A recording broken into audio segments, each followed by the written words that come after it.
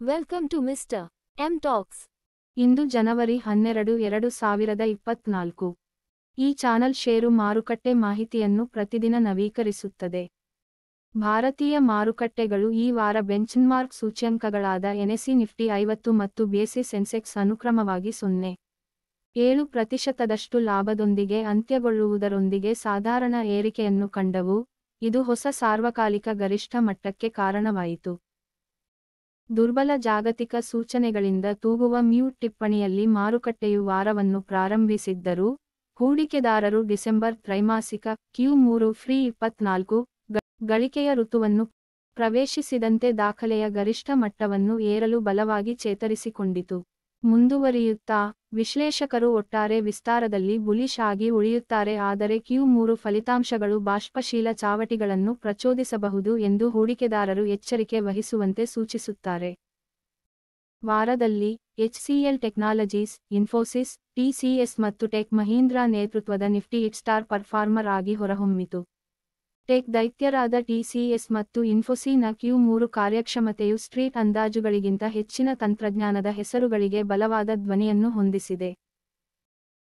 HDFC bank, IndusInd bank, Kotak Mahindra bank ಮತ್ತು ICICI ಬ್ಯಾಂಕ್ಗಳಂತಹ ಪ್ರಮುಖ banking ಹೆಸರುಗಳು ಮುಂದಿನ ವಾರದಿಂದ ಡಿಸೆಂಬರ್ ತ್ರೈಮಾಸಿಕ ಫಲಿತಾಂಶಗಳನ್ನು ಪ್ರಕಟಿಸಲು ನಿರ್ಧರಿಸಲಾಗಿದೆ. ವಿಶ್ಲೇಷಕರು ಸಾಲದಾತರು ಯೋಗ್ಯವಾದ Q3 ಅನ್ನು ವರದಿ ಮಾಡುತ್ತಾರೆ ಎಂದು ನಿರೀಕ್ಷಿಸುತ್ತಾರೆ, ಆದರೆ ನಿಧಿಗಳ ಹೆಚ್ಚುತ್ತಿರುವ ವೆಚ್ಚ ಅಥವಾ ಎರವಲು ವೆಚ್ಚಗಳು ಅವರ ಅಂಚುಗಳನ್ನು ತುಳಿಯಬಹುದು. ಸರಿ, ನೋಡೋಣ. 1. ಇನ್ಫೋಸಿಸ್. ಇನ್ಫೋಸಿಸ್, ದೇಶದ ಎರಡನೇ ಅತಿ ದೊಡ್ಡ IT ಸೇವಾ ಪೂರೈಕೆದಾರ ಸಂಸ್ಥೆಯು ಡಿಸೆಂಬರ್ ಫ್ರೀ 24ಕ್ಕೆ ಕೊನೆಗೊಂಡ ತ್ರೈಮಾಸಿಕದಲ್ಲಿ ನಿವ್ವಳ ಲಾಭದಲ್ಲಿ 1.7% ಕುಸಿತವನ್ನು 6,106 ಕೋಟಿ ರೂಪಾಯಿಗಳಿಗೆ ಮತ್ತು ಆದಾಯದಲ್ಲಿ 0.4% ಕುಸಿತವನ್ನು 38,821 ಕೋಟಿ ರೂಪಾಯಿಗಳಿಗೆ ದಾಖಲಿಸಿದೆ. ಡಾಲರ್ ಆದಾಯವು $4,663 ಮಿಲಿಯನ್, 1.2% ಕುಸಿಯಿತು, ಸಹ ಅಂದಾಜುಗಿಂತ ಹೆಚ್ಚಿನದಾಗಿದೆ, ಆದರೆ ಸ್ಥಿರ ಕರೆನ್ಸಿಯಲ್ಲಿನ ಆದಾಯವು 1% ಕುಸಿಯಿತು. EBIT 8% ಅನುಕ್ರಮವಾಗಿ 7,961 ಕೋಟಿಗೆ ಕುಸಿದಿದೆ ಮತ್ತು ತ್ರೈಮಾಸಿಕದಲ್ಲಿ ಮಾರ್ಜಿನ್ ಪ್ರತಿ ಸೆಕೆಂಡ್ಗೆ 70 ಬಿಟ್ಕೋಕ್ 25%ಕ್ಕೆ ಇಳಿದಿದೆ.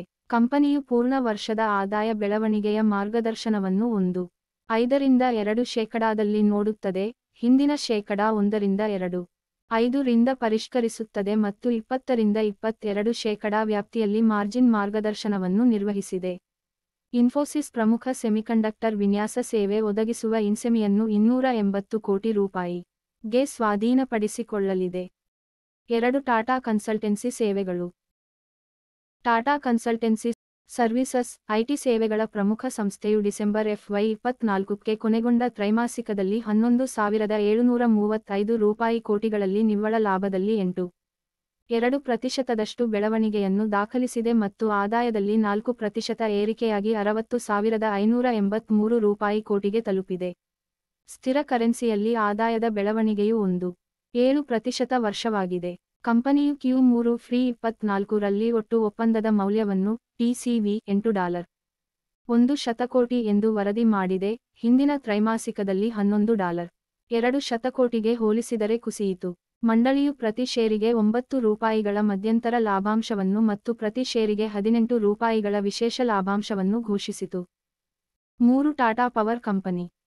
Tata power company, subsidiary Tata power renewable ಎನರ್ಜಿಯು ಗುಜರಾತ್ ಸರ್ಕಾರದೊಂದಿಗೆ 10,000 ಮೆಗಾವ್ಯಾಟ್ ನವೀಕರಿಸಬಹುದಾದ ಇಂಧನ ವಿದ್ಯುತ್ ಯೋಜನೆಗಳನ್ನು ಗುಜರಾತ್ನ ಬಹು ಸೈಟ್ಗಳಲ್ಲಿ ಅಭಿವೃದ್ಧಿಪಡಿಸಲು ತಿಳುವಳಿಕೆ ಪತ್ರಕ್ಕೆ MOU ಸಹಿ ಹಾಕಿದೆ. ಈ ಸಹಯೋಗವು 2030ರ ವೇಳೆಗೆ ನವೀಕರಿಸಬಹುದಾದ ಮೂಲಗಳಿಂದ 50% ವಿದ್ಯುತ್ ಉತ್ಪಾದಿಸುವ ಮಹತ್ವಾಕಾಂಕ್ಷೆಯ ಗುರಿಯನ್ನು ಸಾಧಿಸಲು ಸಹಾಯ ಮಾಡುತ್ತದೆ.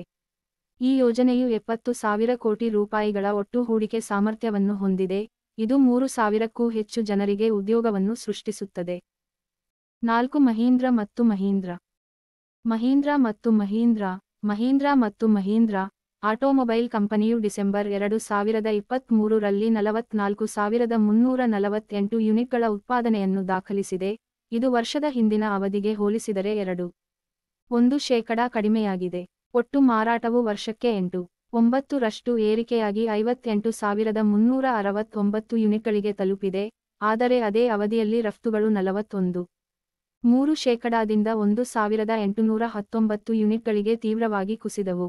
ಕಂಪನಿಯು ಮಹೀಂದ್ರಾ ಎಲೆಕ್ಟ್ರಿಕ್ ಆಟೋಮೊಬೈಲ್ ಮೀಲ್ ನಲ್ಲಿ 630 ಕೋಟಿ ರೂಪಾಯಿಗಳ ಹೂಡಿಕೆಯನ್ನು ಹಕ್ಕುಗಳ ವಿತರಣೆಯ ಮೂಲಕ ಅನುಮೋದಿಸಿದೆ. ಆದಾಯವನ್ನು ಮೀಲ್ ತನ್ನ ವ್ಯಾಪಾರ ಕಾರ್ಯಾಚರಣೆಗಳಿಗಾಗಿ ನಿಧಿಯ ಅವಶ್ಯಕತೆಗಳನ್ನು ಪೂರೈಸಲು ಬಳಸುತ್ತದೆ. 5. UltraTech cement. UltraTech cement major share ಚಂದಾದಾರಿಕೆ ಮತ್ತು ಷೇರುದಾರರ ಒಪ್ಪಂದವನ್ನು 49 ಕೋಟಿಗೆ ಆಂಪ್ಲಸ್-ಎಗ್ನ 26% ಈಕ್ವಿಟಿ ಷೇರುಗಳನ್ನು ಸ್ವಾಧೀನಪಡಿಸಿಕೊಂಡಿದೆ. ಆಂಪ್ಲಸ್-ಏಜಸ್ ನವೀಕರಿಸಬಹುದಾದ ಶಕ್ತಿಯ ಉತ್ಪಾದನೆ ಮತ್ತು ಪ್ರಸರಣದಲ್ಲಿ ತೊಡಗಿಸಿಕೊಂಡಿದೆ.